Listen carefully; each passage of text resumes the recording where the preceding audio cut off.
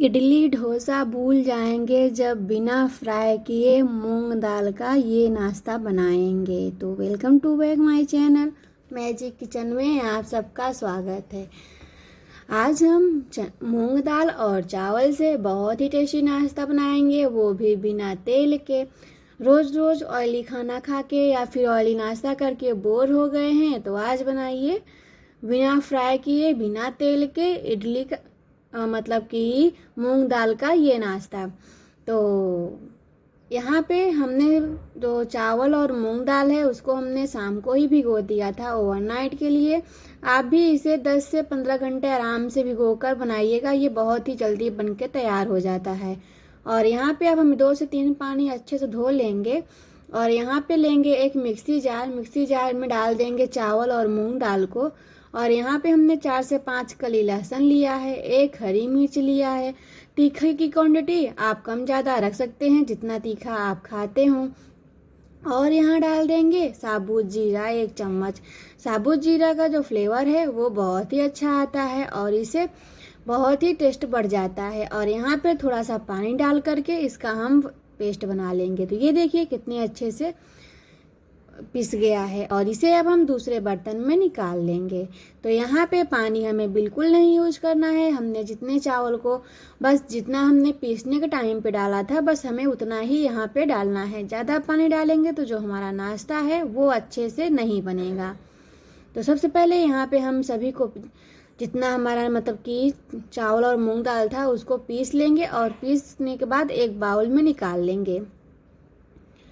ये बहुत ही टेस्टी नाश्ता है फ्रेंड्स, बिना तेल के बनके तैयार हो जाता है, वो भी इतना टेस्टी कि जिसे भी आप खिलाओगे सब आपकी वाहवाही करेंगे। ये बहुत ही कम समय में बनके तैयार हो जाता है। बस इसे चावल और मूंग दाल को भिगोने में जितना टाइम लगता है बस उतना ही टाइम लगता है। बाकी इसे बनाने में तो झटपट ये बनके तैयार हो जाता है, वो भी कम समय में बिना मेहनत के और घर के ही कम सामानों से। अगर यहाँ पे आपके पास कोई भी सामान ना हो तो आप इसे केवल मूंग दाल और चावल से भी बना सकते हैं, बस मसाले डाल करके। तो यहाँ पे देखिए अगर आपके पास सब्जियां हैं तो सब्जियां ऐड करिए, अगर नहीं है तो आप इसे ऐसे भी बना सकते हैं।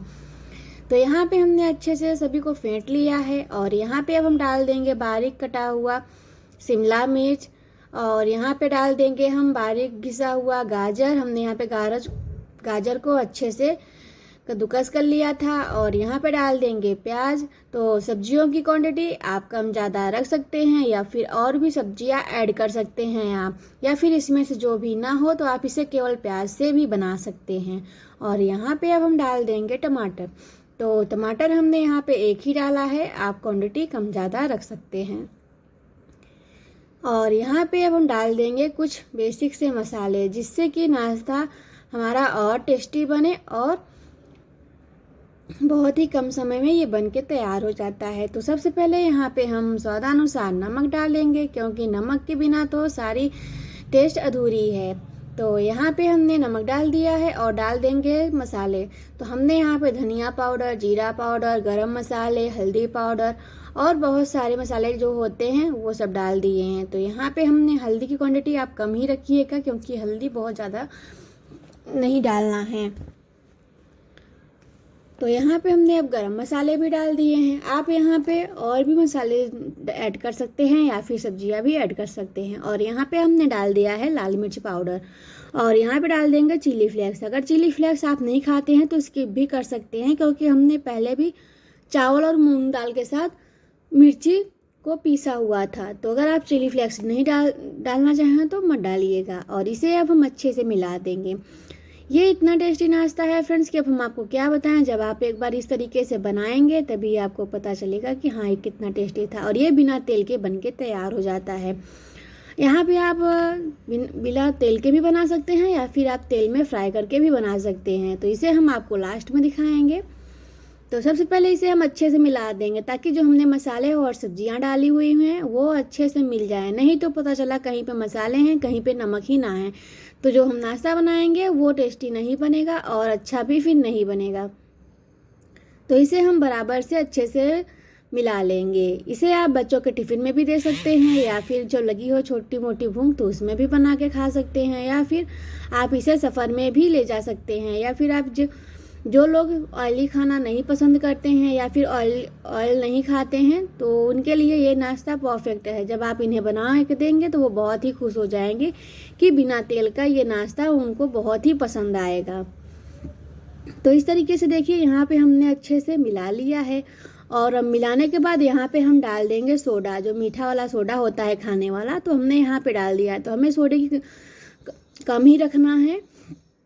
अगर आपके पास सोडा ना हो तो आप यहाँ पे इनो भी डाल सकते हैं। तो हमें यहाँ पे सोडा हो या इनो हो, हमें उसकी मात्रा कम ही रखनी है, क्योंकि हमने यहाँ पे ओवरनाइट के लिए फूलने के लिए रखा था। तो ये तो अच्छे से फूल चुका है, तो हमें यहाँ बस कम ही रखना है। अगर जैसे आपको जल्दी है 5-6 घंटे के लिए फूल रखे हैं भिगोने के लिए, तो आप यहाँ पे इनो की मात्रा ज़्यादा डाल सकते हैं।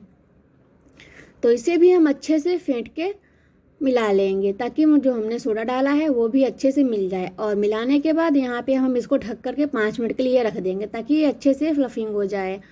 और यहाँ पे अब हम चटनी बनाएंगे जो कि हम इडली के साथ खाएंगे। तो यहाँ पे हमने सबसे पहले पैन लिया था, पैन में तेल डाल देंगे गरम होने के लिए। और तेल जब गरम हो जाएगा तो यहाँ पे डाल देंगे साबुत जीरा और यहाँ पे हम डाल देंगे 4 से 5 कली लहसुन। तो अगर लहसुन की क्वांटिटी आप कम ज़्यादा रख सकते हैं या फिर आप जितना चटनी बना रहे हैं उस हिसाब से आप रख सकते हैं। और यहाँ पे अब हम डाल देंगे एक बारीक कटा हुआ प्याज। तो प्याज किसी भी स्लाइसेस में आप कट कर सकते हैं, इसको बारीक भी कट कर सकते हैं या फिर स्लाइसेस में भी कट कर सकते हैं। तो यहाँ पे हमने स्लाइसेस में भी कट किया था। और अब यहाँ पे हम प्याज को 1 मिनट तक भून लेंगे ताकि प्याज हमारा सॉफ्ट हो जाए। जब तक प्याज हमारा सॉफ्ट नहीं होगा तब तक यहाँ पे हम एक्स्ट्रा अभी कुछ नहीं डालेंगे।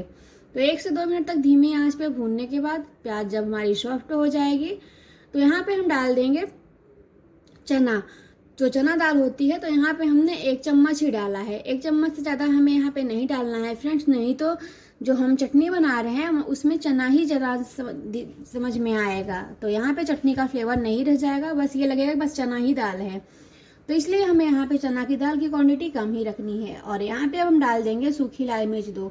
तो आप अगर तीखा कम खाते हैं तो 1 ही डालिएगा। और यहाँ पे अब हम 1 से 2 मिनट तक चना को भूनने के बाद डाल देंगे टमाटर। तो टमाटर भी हमने यहाँ पे 1 से 1.5 लिया था, अच्छे से हमने इसको धो के कट कर लिया था। और इसे अब हम 1 मिनट तक भून लेंगे ताकि टमाटर भी हमारी सॉफ्ट हो जाए। और यहाँ पे अब हम डाल देंगे स्वादानुसार नमक। नमक से टमाटर जो है वो बहुत जल्दी गलता है फ्रेंड्स। तो इसे हम 2 मिनट के लिए ढक करके इसको हम बफा लेंगे ताकि जो टमाटर भी अच्छे से हमारा सॉफ्ट हो जाए। और यहाँ पे थोड़ा कलरफुल होने के लिए हम डाल देंगे लाल मिर्च पाउडर। जो लाल मिर्च पाउडर होता है वो तीखा नहीं होता है फ्रेंड्स, बस वो कलर के लिए होता है। तो यहाँ पे हमने उसको डाल करके एक बार चला लेंगे और चलाने के बाद ढक करके पका लेंगे जब तक ये सॉफ्ट ना हो जाए। तो हमने यहाँ पे 2 से 3 मिनट तक अच्छे से धीमी आंच पे पका लिया है। और यहाँ पे आप देख ही सकते हैं हमने 2 मिनट से पकाया था तो ये कितने सॉफ्ट हो गया, टमाटर भी हमारी अच्छे से सॉफ्ट हो गई है। तो इसे एक बार हम चला करके अब इसे निकाल लेंगे। और यहाँ पे इसे हम ठंडा होने देंगे, क्योंकि गर्म पीसेंगे तो जो बहुत गैस बना लेगी तो वो फेंक देगा मिक्सी जार। तो यहाँ पे हम इसे अच्छे से ठंडा कर लेंगे। और ठंडा करने के बाद अब लेंगे एक मिक्सी जार में सारे प्याज वगैरह को जो हमने बनाया था वो डाल देंगे। और डालने के बाद इसे हम फाइन पेस्ट कर लेंगे। यहाँ पे हमें एक्स्ट्रा कोई भी मसाले नहीं डालना है, ना ही पानी डालना है। तो ये देखिए हमने यहाँ पे बिना पानी के ही अच्छे से पीस लिया है। और यहाँ पे अब हमको कुछ नहीं डालना है। तो ये देखिए यहाँ पे जो हमारी प्याज टमाटर और चने दाल की चटनी है वो बन करके तैयार हो गई है। तो इस तरीके से आप भी एक बार चटनी ज़रूर बनाइएगा। आपने चटनी तो बहुत तरीके से खाए होगी, पर इस तरीके से एक बार ज़रूर बनाइएगा, ये भी आपके घर को बहुत पसंद आएगी। मेरे घर वालों को तो बहुत ही पसंद आया। और यहाँ पे चटनी बन के तैयार हो गई है तो इसको अब हम रख देंगे साइड। और यहाँ पे हम लेंगे एक बड़ा सा बाउल। अगर आपके पास प्लेट हो तो आप प्लेट भी ले सकते हैं, या फिर अगर आपके पास स्टीमर हो तो आप उसमें भी स्टीम कर सकते हैं। तो यहाँ पे हमने एक बड़ा सा बाउल लिया है और बाउल में हम अच्छे से तेल को ग्रीस कर लेंगे ताकि जो हम नाश्ता इसमें बनाएंगे वो चिपके नहीं। और यहाँ पे हमने जो अच्छे से तेल को लगा लिया था और जो यहाँ पे हमारा बैटर है वो भी अच्छे से फूल चुका है। तो इसे एक बार हम अच्छे से चला लेंगे और मिलाने के बाद यहाँ पे हमने जो बाउल में तेल लगाया था उसमें डाल देंगे। तो हमें यहाँ पे ज़्यादा मोटा नहीं रखना है फ्रेंड्स, इतना रखना है कि हाँ थोड़ा सा ये अच्छे से बफ जाए। तो हमने यहाँ पे इस तरीके से डाल दिया है और इसे अब हम अच्छे से सेट कर देंगे। तो हमें यहाँ पे ज़्यादा मोटा नहीं रखना है, नहीं तो ये फिर अच्छे से पकेगा नहीं। तो यहाँ पे अब हम चम्मच से अच्छे से इसको स्टीम कर देंगे, सॉरी स्टीम नहीं, सेट कर देंगे। और ये देखिए हमने यहाँ पे अच्छे से इसको सेट कर दिया है। तो आपके पास जो भी हो आप उसमें स्टीम कर लीजिएगा, थाली, प्लेट या बाउल जो भी हो। तो यहाँ पे हमने अच्छे से इसको सेट कर दिया है और चलिए अब हम चलते हैं गैस की तरफ।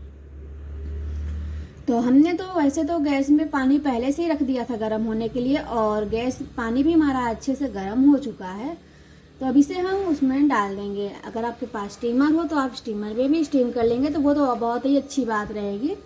तो यहाँ पे हमने ऐसे ही देख लीजिए, हमने पानी भी यहाँ पे हमारा अच्छे से गर्म हो चुका है, कितने बबल्स आ रहे हैं। और यहाँ पे अब हम जो बाउल्स में बैटर डाल के रखा है अब इसमें रख देंगे। और यहाँ पे देख सकते हैं हमने इसे अच्छे से रख दिया है। और यहाँ पे थोड़ा सा कलरफुल होने के लिए हम लाल मिर्च पाउडर ऊपर से डाल देंगे और चाट मसाला डाल देंगे। तो यहाँ पे हमने थोड़ा कलर अच्छा दिखने के लिए फ्रेंड्स डाला है। यहाँ पे अगर आप नहीं डालना चाहें तो स्किप भी कर सकते हैं, या इसके ऊपर आप तड़का लगाकर भी रख सकते हैं। तो ये आपके ऊपर है कि इसे आप कैसे बनाएंगे।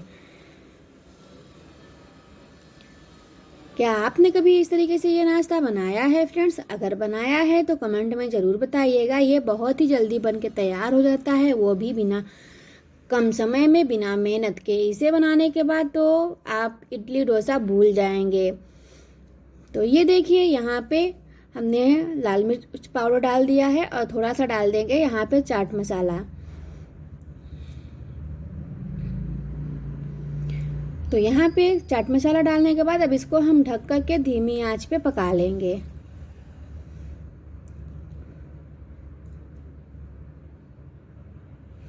अब इसे हम धीमी आंच में 5 से 10 मिनट तक अच्छे से पका लेंगे। तो ये देखिए यहाँ पे हम 10 मिनट तक हो चुका था और इसे अब हम निकाल लेंगे। तो ये पक चुका है, मतलब अच्छे से स्टीम हो चुका है। तो इसे अब हम निकाल लेंगे और निकालने के बाद ठंडा कर देंगे। तो यहाँ पे हमने नाइफ से डाल के चेक किया फ्रेंड्स, बिल्कुल भी नहीं चिपक रहा था। तो इसका मतलब ये है कि भैया बहुत अच्छे से स्टीम हो चुका है। तो अब इसे अब हम निकाल लेंगे। तो ये देखिए यहाँ पे हमने इसको निकाल लिया है और इसे अब हम ठंडा होने देंगे। अब ठंडा हो जाएगा तो इसे हम दूसरे प्लेट में या बाउल में निकाल लेंगे। तो ये देखिए यहाँ पे हमने प्लेट में निकाल लिया है और इसे अब हम कटिंग करेंगे। तो आप इसे कोई भी शेप में कट कर सकते हैं। तो इस तरीके से हम यहाँ पे कट करेंगे और चटनी के साथ सर्व करेंगे। तो इस तरीके से आप देख सकते हैं यहाँ पे हमने अच्छे से इसको कट कर लिया है। तो इस तरीके से आप भी बनाइए, खाइए और एंजॉय करिए। चैनल पर नए हैं तो लाइक करिए, सब्सक्राइब करिए और फैमिली फ्रेंड्स के साथ शेयर करिए। तो देखिए कितने अच्छा इसका लुक आया हुआ है फ्रेंड्स। और हमने जो यहाँ पे सब्जियाँ डाली हैं वो भी बहुत अच्छे से लग रहे हैं। यहाँ पे हमारे बच्चे बहुत परेशान कर रहे थे, मम्मा जल्दी दो, मम्मा जल्दी दो, इसलिए हम आपको अच्छे से नहीं दिखा पा रहे थे फ्रेंड्स। तो आप देख ही सकते हैं कि सब लोग इसको हाथ से लगा लगा के कितनी बार टच कर रहे हैं। तो